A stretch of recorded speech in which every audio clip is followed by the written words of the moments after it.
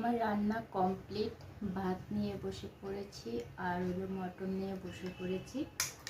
গরম গরম ভাতের সাথে, ভাতটা গরম না, ঠান্ডা হয়ে গেছে।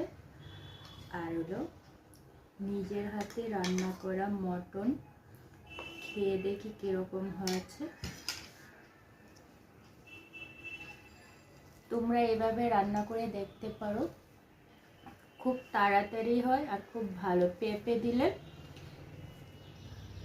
মটন সিদ্ধ হতে অনেক টাইম লাগে, আর যদি তোমরা পেঁপেটা দাও তাড়াতাড়ি সিদ্ধ হয়ে যায়। আর যদি পেঁপে না থাকে তাহলে যে খাবার সোডা আছে, খাবারটা অনেকেই জানে, তারপরেও বলছো।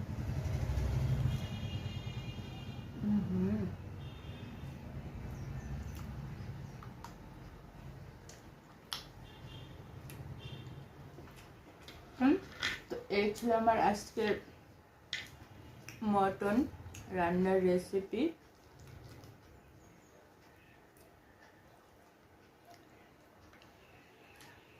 টাটা।